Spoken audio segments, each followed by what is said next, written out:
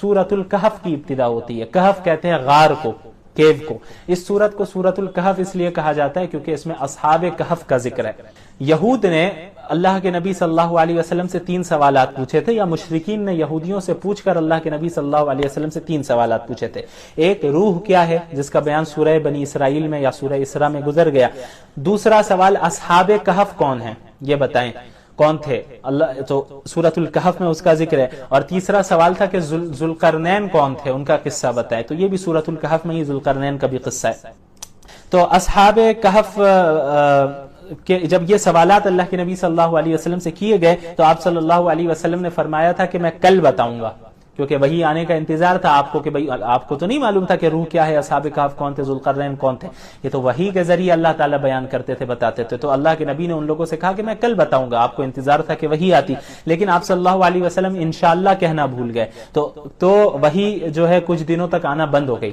پھر بعد میں جب وحی نازل ہوئی تو اللہ نے فرمایا کہ آپ جب بھی یہ کہیں کہ میں کل کوئی کام کرنے والا ہوں، آئندہ کوئی کام کرنے والا ہوں، تو ساتھ میں انشاءاللہ بھی کہیں. تو آپ صلی اللہ علیہ وسلم کے ذریعے پوری امت کو یہ تعلیم دینا مقصود تھا کہ کسی بھی کام جو آپ کو فیوچر میں کرنا ہو اس کے ساتھ انشاءاللہ کہیں، تب اللہ کی مدد بھی ساتھ میں رہتی ہے. تو اس صورت میں اصحاب کہف سے ہی ان کا ذکر شروع ہوتا ہے. ایک ظالم اور مشرک بادشاہ تھا جو شرک بھی کیا کرتا تھا، لوگوں سے شرک کروایا کرتا تھا، لیکن ان کی حکومت میں، اس بادشاہ کی، ظالم بادشاہ کی حکومت میں چند ایسے نوجوان تھے جو توحید پرست تھے، توحید کے ماننے والے تھے، ایک اللہ کی عبادت کرنے والے تھے، ایک اللہ کو ماننے والے تھے، توحید کے قائل تھے. تو یہ بادشاہ ان توحید موحد نوجوانوں کو پریشان کیا کرتا تھا کیونکہ وہ چاہتا تھا یہ مشرک بن جائے. تو ان موحد نوجوانوں نے کیا کیا، یہ لوگ ایک غار میں جا کر چھپ گئے کہ بادشاہ قتل نہ کر دے، ہمیں نقصان نہ پہنچائے. ایک غار میں جا کر چھپ گئے.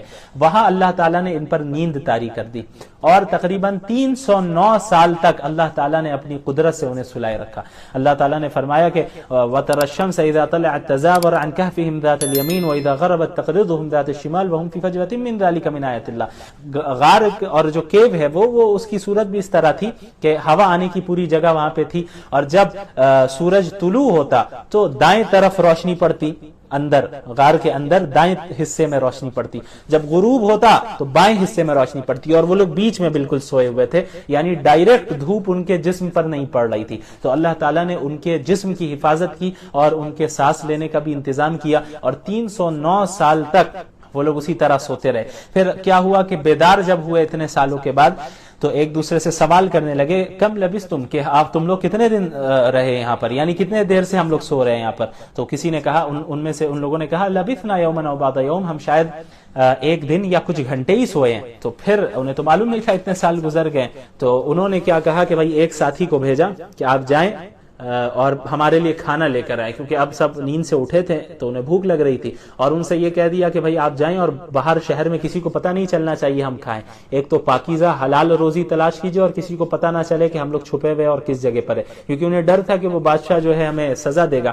تو وہ شخص جاتا ہے اور بازار سے جب سامان خریدتا ہے تو جب وہ پیسے دیتا ہے تو وہ 309 سال پرانے سکے دے رہا ہے. تو اب لوگوں کو پتہ چل جاتا ہے کہ بھئی یہ کہاں سے آ گئے، یہ سکے اس کے پاس کہاں سے آ گئے، یہ پیسے اس کے پاس کہاں ہیں. تو پھر اب لوگوں کو پورے شہر میں پتہ چل جاتا ہے کہ بھئی یہ تو ایسا معجزہ ہوا ہے، یہ تو کرامت ہوئی ہے کہ بھئی 300 سال سے زائد ہو گئے ہیں، ابھی تک یہ لوگ زندہ ہے اور یہ لوگ سو رہے تھے. اور اللہ کی قدرت دیکھیں کہ وہ جو بادشاہ تھا جن کے ڈر سے یہ لوگ چھپے تھے، وہ تو موت بھی آ گئی اس کو اور ختم بھی ہو گیا. ظاہر ہے 309 سال گزر گئے، اس کی حکومت بھی ختم. اور اب جب یہ بیدار ہوئے تو اس حکومت میں بیدار ہوئے ہیں جس حکومت کا بادشاہ موحد تھا اور توحید کا قائل تھا. تو اس بادشاہ کو جب پتہ چلا کہ ایسے توحید کے ماننے والے لوگ ہیں تو ان کو بلاتا ہے وہ، اور ان کا مکمل اکرام کرتا ہے، اعزاز کرتا ہے. بہرحال اصحاب کہف کی تعداد کتنی تھی تو اللہ نے فرمایا کہ قل ربی اعلم بعدتہم. یہ ٹھیک علم تو اللہ ہی کے پاس ہے کہ وہ نوجوانوں کی تعداد کتنی تھی، لیکن مختلف روایتوں سے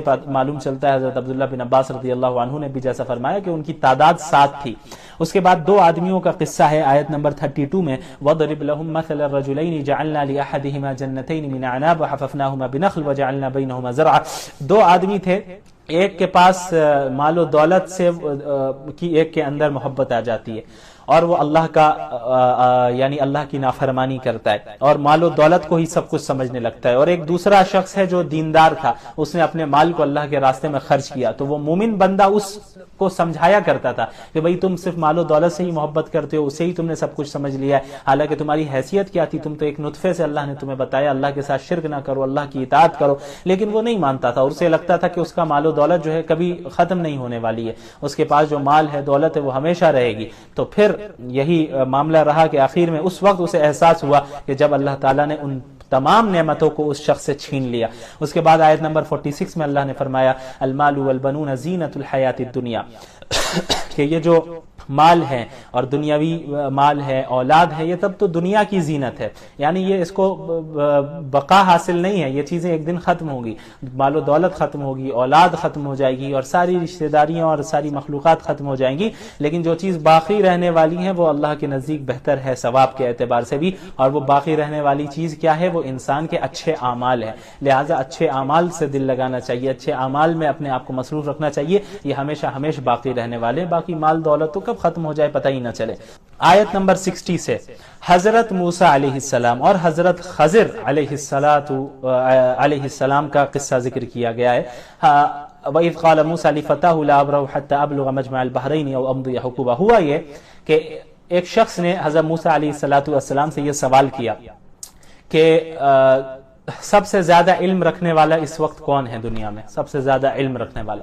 تو حضرت موسیٰ علیہ السلام نے فرمایا کہ میں، حالانکہ انہوں نے حقیقت کے مطابق ہی بات کہی، یعنی کوئی غلط بات اس اعتبار سے نہیں کہی کہ یہ ان کے اندر علیاذ باللہ تکبر ہو، نبی تو ان چیزوں سے پاک ہے، معصوم ہے، تو انہوں نے حقیقت کے اعتبار سے ہی بات کہی کہ میں سب سے زیادہ علم والا ہوں۔ کیوں؟ کیونکہ وہ نبی تھے، اور جو نبی ہوتے ہیں انہی کے پاس سب سے زیادہ علم ہوتا ہے، لیکن پھر بھی اللہ تعالیٰ کو یہ بات پسند نہیں آئی کہ حضرت موسیٰ کو چاہیے تھا کہ وہ ڈائریکٹ یہ کہتے ہیں کہ اللہ رب العالمین بہتر جانتا ہے۔ تو اللہ رب العالمین نے حضرت موسیٰ علیہ السلام کو حکم دیا کہ میرا ایک بندہ ہے خضر، اس کے پاس جاؤ اور اس سے علم حاصل کرو، اور اللہ تعالیٰ نے فرما دیا اس سے ملاقات ایسی جگہ پر ہوگی جہاں دو دریا ملتے ہیں، وہاں پر حضرت موسیٰ علیہ السلام روانہ ہوتے ہیں پھر، اور حضرت خضر کے پاس پہنچتے ہیں، اور ان کے پاس پہنچنے کے بعد انہیں بتاتے ہیں کہ میں کیوں آیا ہوں، اور پھر ان سے کہتے ہیں کہ آپ کے پاس جو علم ہے اللہ نے دیا ہے اس سے مجھے سکھائیے۔ تو حضرت خضر کہتے ہیں کہ ہم اس شرط میں سکھائیں گے کہ تم میرے ساتھ رہو، لیکن جب تک میں جو کچھ بھی کروں گا تم مجھ سے سوال نہیں کرو گے کہ میں نے ایسا کیوں کیا، جب تک کہ میں خود تمہیں نہ بتاؤں کہ میں نے کیوں کیا، تمہیں سوال نہیں کرنا ہے، تم سوال کرنے لگو گے تو پھر ہم الگ ہو جائیں گے، ہم نہیں سکھائیں گے، ہم ساتھ میں سفر نہیں کریں گے۔ بہرحال سفر شروع ہوتا ہے تو حضرت خضر علیہ السلام 3 کام کرتے ہیں، یہ سب سوار ہوتے ہیں ایک کشتی پر، تو حضرت خضر اٹھ کر اس کشتی کا ایک تختہ توڑ دیتے ہیں، تو حضرت موسیٰ علیہ السلام کو تعجب ہوتا ہے کہ بھئی یہ کیا کیا، آپ کیا اس کو ڈبانا چاہتے ہیں، اس کشتی کو، کشتی والوں کو ڈبانا چاہتے ہیں، اس کے کشتی کو نقصان پہنچایا؟ تو حضرت خضر کہتے ہیں کہ بھئی میں نے کہا تھا تمہیں کہ میں کوئی کام کروں گا آپ کو نہیں روکنا ہے، لیکن آپ نے ٹوکا، اس لیے اب معاملہ ختم کرتے ہیں۔ تو حضرت موسیٰ علیہ السلام نے فرمایا کہ نہیں، میں بھول گیا تھا، ایسی چیز پہ میری پکڑ نہ کیجئے جس میں بھول گیا تھا، میں اور سوال نہیں کروں گا۔ بہرحال حضرت خضر علیہ السلام اور پھر حضرت موسیٰ علیہ السلام روانہ ہوتے آگے بڑھتے ہیں، ایک بچے کے پاس پہنچتے ہیں، اس بچے کو حضرت خضر قتل کر دیتے ہیں۔ حضرت موسیٰ علیہ السلام کو تعجب ہوتا ہے یہ کیا کیا آپ نے، یہ تو شریعت کے خلاف عمل ہے صریح، اور آپ نے ایک بے گناہ انسان کی جان لے لی آپ نے۔ تو حضرت خضر علیہ السلام فرماتے ہیں کہ کیا میں نے کہا نہیں تھا کہ تم میرے ساتھ صبر نہیں کر پاؤ گے، اس لیے اب الگ کرتے ہیں، اب معاملہ ختم کرتے ہیں۔ تو حضرت موسیٰ علیہ السلام فرماتے ہیں کہ نہیں، اب اگر میں آئندہ اگر سوال کروں تب آپ کہیں گے ایک بار اور مجھے موقع دیں۔ پھر آگے وہ دونوں حضرات جاتے ہیں اور ایک علاقے میں پہنچتے ہیں، ایک بستی میں، وہاں پر جو ہے چونکہ سفر میں ہوتے ہیں تو وہاں کے لوگوں سے کہتے ہیں کہ بھئی کچھ کھانے پینے کا انتظام کر دیں، مہمان نوازی کریں، تو وہ قوم، وہ بستی مہمان نوازی کرنے سے انکار کر دیتی ہے۔ تو اسی بستی میں ایک دیوار ہوتی ہے جو کہ گرنے والی ہوتی ہے، حضرت خضر اس دیوار کو سیدھا کر دیتے ہیں، صحیح کر دیتے ہیں، اس کو ٹھیک ٹھاک کر دیتے ہیں اور آگے جانے لگتے ہیں۔ تو حضرت موسیٰ علیہ السلام کہتے ہیں کہ بھئی آپ چاہتے تو اجرت لے لیتے، ایک تو انہوں نے مہمان نوازی نہیں کی، اور ہم مسافر تھے تو کھانے پینے کی ضرورت بھی تھی، انہوں نے مہمان نوازی بھی نہیں کی. تو اب اگر آپ نے ان کے علاقے میں دیوار کو ٹھیک کیا ہے تو پھر آپ کو اجرت لے لینا چاہیے تھا، آپ نے اجرت کیوں نہیں لی؟ تو حضرت خضر علیہ السلام کہتے ہیں کہ اب ھذا فراق بینی و بینک، بس ختم، اب ہم جدا ہو جائیں گے اور آگے اور سفر نہیں ہونا ہے. اچھا اب میں بتا دیتا ہوں کہ میں نے ایسا کیوں کیا. جہاں تک کشتی کا تعلق ہے تو کشتی ایک غریب کی کشتی تھی، اور جہاں پر یہ کشتی جا رہی تھی وہاں ایک بادشاہ تھا جو اچھی کشتیوں کو دیکھ کر قبضے میں لے لیتا تھا، زبردستی غصب کر لیتا تھا. تو میں نے چاہا کہ بھئی یہ غریب کی کشتی ہے، اس کی کشتی کو بادشاہ نہ لے لے، اس لیے میں نے چاہا کہ اس کی کشتی میں کوئی عیب پیدا کر دیا جائے کہ بھئی جب یہ کشتی عیب والی ہوگی، صحیح سالم نہیں رہے گی تو بادشاہ اسے لے گا بھی نہیں. جہاں تک اس بچے کا تعلق ہے تو اس بچے جس کو میں نے قتل کیا، اس بچے کے والدین جو ہے مومن تھے، اور یہ اگر بچہ زندہ رہتا تو بڑے ہو کر اپنے والدین کو بھی سرکشی میں اور کفر میں مبتلا کر دیتا. تو اللہ رب العالمین نے چاہا کہ اس اولاد کے بدلے اللہ تعالیٰ انہیں اور بہترین اولاد دے جو انہیں ایمان پر قائم رکھے، ان کے ساتھ حسن سلوک کرے. جہاں تک اس دیوار کا تعلق ہے تو یہ دیوار 2 یتیم بچوں کی تھی، جس دیوار کے نیچے ان کے والد نے ان کے لیے خزانہ دفن کیا ہوا تھا. ان کا باپ، ان کا والد جو تھا وہ بہت نیک تھا، ان 2 بچوں کے لیے، ان یتیموں کے لیے انہوں نے اپنے مال کو، خزانے کو دفن کر کے رکھا تھا. تو میں نے چاہا کہ اس دیوار کو ٹھیک کر دیا جائے تاکہ جب یہ جوان ہو تو اس وقت اپنے خزانے کو باہر نکالے. یعنی اگر دیوار گر جاتی تو خزانہ باہر آ جاتا، اور اب یہ چھوٹے ہیں، یہ لوگ قبضہ کر سکتے تھے، بچے کے حق کو دبا سکتے تھے. تو میں نے چاہا کہ اس کی دیوار کو صحیح کر دیا جائے تاکہ جب یہ جوان ہو تب اس وقت خزانہ نکالے. تو بہرحال یہ 3 چیزیں ہوئیں، اور اس کے بعد حضرت موسیٰ اور حضرت خضر الگ الگ ہو گئے. حضرت خضر علیہ السلام کے متعلق بعض علماء کہتے ہیں کہ وہ بھی نبی تھے، اور بعض کہتے ہیں کہ وہ نبی نہیں تھے. بہرحال اللہ تعالیٰ نے حضرت خضر علیہ السلام کو تکوینی علم دیا تھا، حضرت موسیٰ علیہ السلام کو تشریعی علم دیا تھا، شریعت کا علم، اور حضرت خضر علیہ السلام کو تکوینی علم دیا تھا، کائنات کی سسٹم کا علم دیا تھا. تو یہ فرق تھا. بہرحال ہم جو ہے شریعت کے تابع. اب اگر کوئی آج زیادہ وہ نہ بنے اسمارٹ، کسی کو قتل کر دے تو کہہ دے یہ آگے جا کر نافرمانی کرنے والا تھا، یہ اس کے اختیار میں نہیں، ان کے ساتھ خاص تھا، اور یہ چیز اب ختم ہو گئی. جتنا ہی بڑا بزرگ ہو وہ کسی کو بھی قتل کر دے وہ قاتل شمار کیا جائے گا اور اس کو سزا دی جائے گی. یہ ہماری شریعت میں یہی ہے. تو ہم شریعت کے تابع ہیں، یہ بات ذہن میں رہے کہ مشرکین نے 3 سوالات اللہ کے رسول صلی اللہ علیہ وسلم سے کیے تھے یہودیوں سے پوچھ کر. سب سے پہلا سوال تھا کہ روح کیا ہے، روح کے بارے میں بتائیں، جس کا ذکر سورہ بنی اسرائیل میں گزر چکا ہے، کل ہی گزرا ہے. اس کے بعد دوسرا سوال تھا کہ اصحاب الکہف کون ہیں، کہف والے کون ہیں، غار والے کون ہیں، ان کے بارے میں بتائیں. تو اس کا بھی ذکر گزر گیا کل. اور جو تیسرا سوال تھا کہ یہ ذوالقرنین کون ہیں، ان کے بارے میں بتائے. تو اللہ کے رسول صلی اللہ علیہ وسلم پر ان کے متعلق بھی وحی نازل ہوئی اور آپ صلی اللہ علیہ وسلم نے جواب دیا. تو سوال پوچھنے کا اصل مقصد یہ تھا کہ آپ صلی اللہ علیہ وسلم کو وہ لاجواب کر سکے، آپ صلی اللہ علیہ وسلم کو پریشان کر سکے کہ بھئی ان کے پاس جواب نہیں ہے. لیکن ظاہر ہے آپ صلی اللہ علیہ وسلم کی تائید اللہ رب العالمین کرتے تھے وحی کے ذریعے. تو ذوالقرنین کے متعلق اللہ تعالیٰ نے فرمایا وَيَسْأَلُونَكَ عَنْ ذِي الْقَرْنَيْنِ قُلْ سَأَتْلُو عَلَيْكُمْ مِنْهُ ذِكْرًا.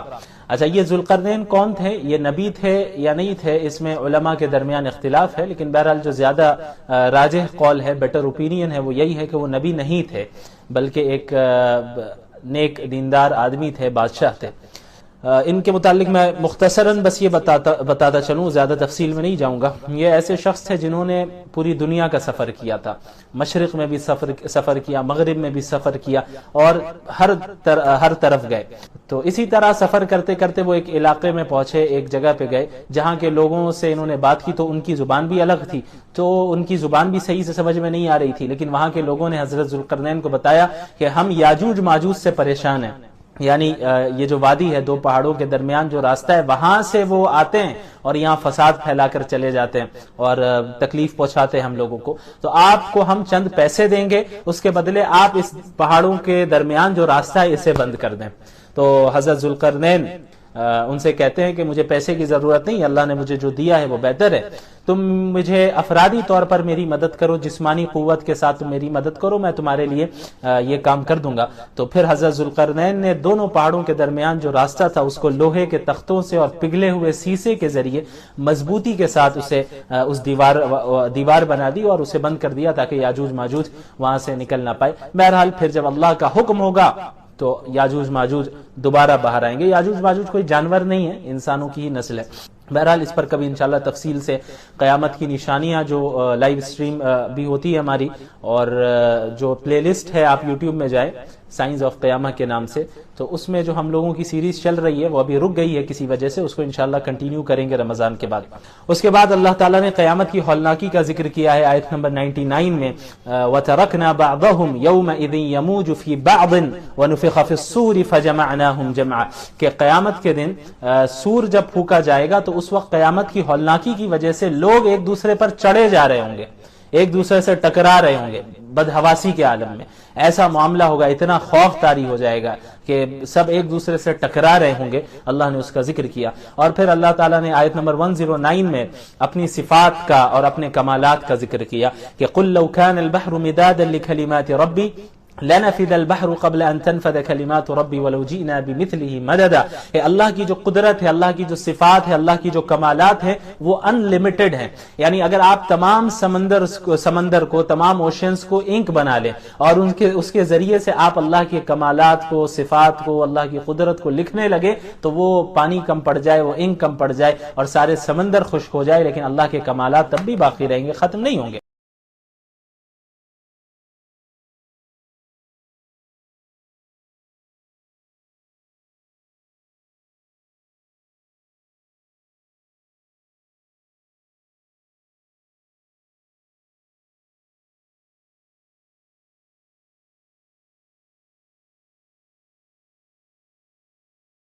تو اس کی بہت بڑی وجہ یہی ہے کہ اس مہینے میں قرآن نازل ہوا، تو قرآن کی وجہ سے رمضان کو اتنی زیادہ فضیلت حاصل ہے. اس کے علاوہ ایک بہت اہم نقطہ میں چاہوں گا کہ آپ حضرات سن لیں. دیکھیں، شہر رمضان الذی انزل فیہ القرآن، یہ جو آیتیں چل رہی ہیں آیت نمبر 185 بلکہ 183 سے ہی رمضان کا ذکر شروع ہو جاتا ہے. سورۃ البقرہ آیت نمبر 183 سے رمضان کا ذکر شروع ہو جاتا ہے اور رمضان کے احکامات رہتے ہیں. پھر اس کے بعد رمضان میں قرآن کا نزول کا ذکر کیا جاتا ہے. آیت نمبر 185 جہاں کمپلیٹ ہوتی ہے، اس کے بعد پھر آیت نمبر جو 186 ہے وہ کیا ہے؟ اس میں رمضان کا ذکر نہیں ہے. کیا ہے؟ وَإِذَا سَأَلَكَ عِبَادِي عَنِّي فَإِنِّي قَرِيبٌ اجیب دعوت الداعی اذا دعان فلیستجیبوا لی ولیؤمنوا بی لعلہم یرشدون، کہ میرے بندے جب آپ سے میرے بارے میں پوچھیں تو آپ کہہ دیں کہ میں ان سے قریب ہوں، میں ہر پکارنے والے کی پکار کا جواب دیتا ہوں. سب سے پہلی چیز اس آیت پہ غور کیجئے کہ جب بھی کوئی پکارنے والا مجھے پکارتا ہے، یہ نہیں کہا جب بھی کوئی دیندار مجھے پکارتا ہے یا کوئی عالم مجھے پکارتا ہے، نہیں، کوئی بھی پکارنے والا، بڑے سے بڑا گنہگار شخص کیوں نہ ہو، اللہ کو پکار رہا ہے. اور اچھا دعوتن کہا، دعوت الداعی، یعنی ایک پکار، ایک جتنا بھی گنہگار بندہ ہو وہ اللہ کو ایک بار بھی پکارتا ہے تو اللہ کہہ رہے ہیں میں تم سے قریب ہوں، اللہ اس کا جواب دیتا ہے. فَلْيَسْتَجِيبُوا لِي وَلْيُؤْمِنُوا بِي لَعَلَّهُمْ يَرْشُدُونَ، تو میری بات مانتا رہے اور ایمان رکھے تاکہ وہ سیدھے راستے کی طرف جائے اور پھر وہ ہدایت پا سکے. تو یہ ایک اہم آیت ہے کہ جب بھی میرے بندے آپ سے میرے بارے میں پوچھے آپ بتا دیں میں اپنے بندوں سے قریب ہوں، جب بھی کوئی پکارنے والا ایک بار بھی پکارتا ہے تو میں اس کا جواب دیتا ہوں. تو اوپر سے رمضان کا ذکر چلا آ رہا ہے، پھر آیت نمبر 186 اچانک سے یہ وَإِذَا سَأَلَكَ عِبَادِي عَنِّي والی آیت آ جاتی ہے. پھر آیت نمبر 187 سے پھر رمضان کا ذکر شروع ہوتا ہے اور روزے کا ذکر شروع ہو جاتا ہے.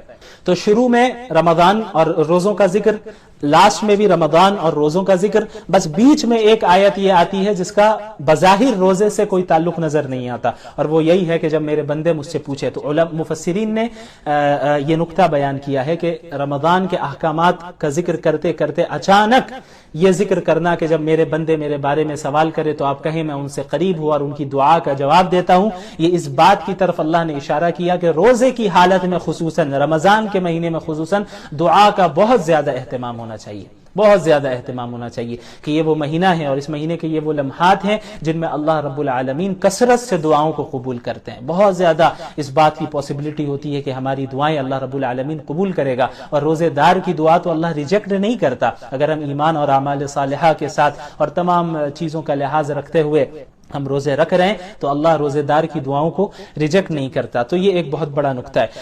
اس کے بعد اعتکاف کا ذکر ہے وَأَنْتُمْ عَاكِفُونَ فِي الْمَسَاجِدِ. اعتکاف رمضان المبارک کے آخری عشرے میں اعتکاف کرنا یہ سنت مؤکدہ علی الکفایہ ہے. ایسی مسجد میں اعتکاف مرد کریں گے جہاں پانچوں وقت کی نماز باجماعت ہوتی ہے. اسپرٹ آف روزہ اینڈ اسپرٹ آف قیام. اسپرٹ آف سیام، سیام کہتے ہیں فاسٹنگ کو، قیام کہتے ہیں نائٹ پریئرز کو.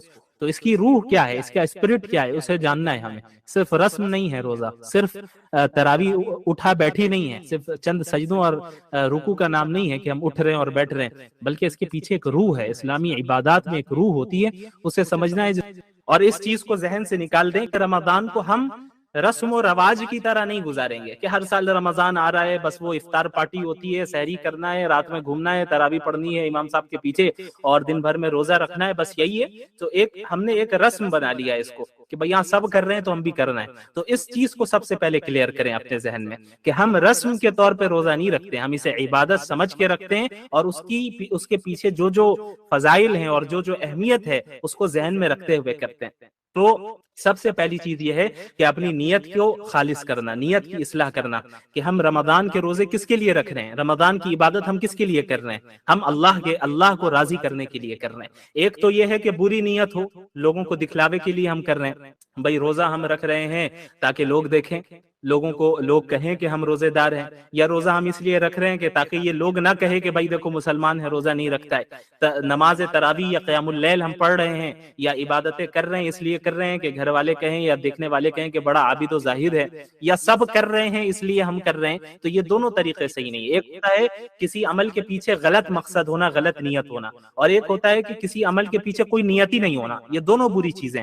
نیت کا نہ ہونا، بس چونکہ سب کر رہے ہیں تو ہم بھی کر رہے ہیں، یہ کوئی اچھی نیت نہیں ہے، یہ کوئی اچھا طریقہ نہیں ہے کہ بس آپ نے لوگوں کو دیکھ کر جو ہے فالو کرنا شروع کر دیا اور اس کی جو اہمیت ہے اس کو اپنے ذہن میں مستحضر نہیں کیا، اس کو اپنے ذہن میں پریزنٹ نہیں رکھا.